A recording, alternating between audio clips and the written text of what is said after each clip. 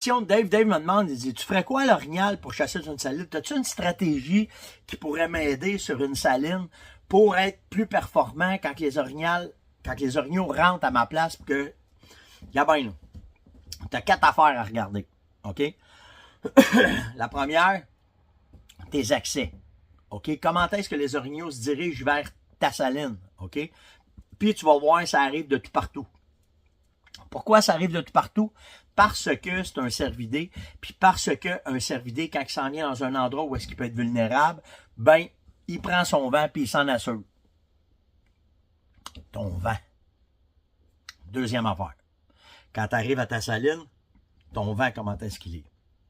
Ouais, mais j'ai une cache fixe. Premier problème. Tu devrais avoir des caches satellites, des stands satellites pour te placer. Ou bien, faut que tu te fasses une cache pas d'odeur, puis ça n'existe pas. OK, ça n'existe pas. Fait que plus que tu passes de temps au même endroit, plus que tu le contamines, plus les cervidés deviennent nerveux. Par contre, si tu as des places satellites, tu as deux choix. Soit que tu as plusieurs salines, puis quand le vent va être à bon vent sur une de tes salines, tu t'en vas sur celle-là. Ou bien si tu en as qu'une, parce que souvent, on n'a pas assez grand territoire, on n'a qu'une place qui est vraiment haute, il faut pas... Il mouille, là, une tempête, il fait pas beau, tu t'en vas dans ta grosse cache. Pas de problème avec ça. Mais par exemple, si tu es capable d'avoir des places satellites, une tente à terre ou un stand d'un arbre, que le vent y est de même, tu t'en vas là, puis le vent y est de même, tu t'en vas là, puis le vent y est de même, tu t'en vas là, ben c'est comme ça qu'il faut que ce soit. OK?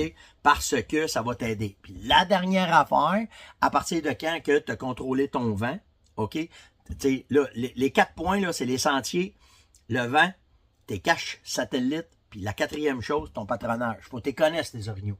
Faut que tu saches à quelle heure qu'ils rentrent, comment est-ce que c'est, où est-ce qu'ils vont. Puis si tu pouvais pousser ça à l'extrême, là, tu te mets une caméra, là, puis quand tu mets ta caméra, tu mets une plume devant ta caméra. OK? Puis de ta plume, tu apprends que où est-ce qu'elle regarde, tout ce qui est le nord, le sud, l'est, puis l'ouest. Puis quand ta photo est prise, puis il y a un orignal, puis tu vois ta plume, où est-ce qu'elle va. Tu vas être capable de comprendre que quand le vent y est de même, il rentre de même. Ou quand le vent y est de même, il rentre de même. Ça, là, ça vaut de l'or. Fait que c'est ça qu'il faut que tu comprennes. C'est ça qu'on appelle patronner. Quand tu as juste une place, tu n'as pas le choix d'être un spot. Mets-toi une plume devant ta caméra pour que quand elle va prendre ton vidéo, tu le mets en vidéo, qu'il y ait un orignal qui rentre, puis tu vois ta plume s'en aller, tu dis, ben le tabarnan, il rentre comme ça.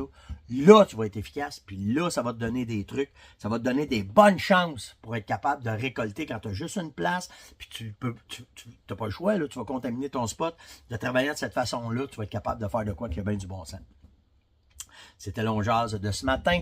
Likez, partagez, invitez, surtout commentez. Nous autres, on décolle. On s'en va vers la Matapédia aujourd'hui. On va probablement breaker au camping de la rivière Matapédia une journée ou deux. Peut-être aller faire une coupe de passe de pêche au saumon à soir, puis demain matin. Probablement être au fourche demain matin. Puis après ça, on descend, on s'en va dans Baie des Chaleurs. On va aller faire une descente ou deux, sa bonne aventure. On va aller pêcher, puis on va aller s'amuser. Donc, c'était l'On-Jase de ce matin. On se reparle demain matin, tout le monde. Ciao!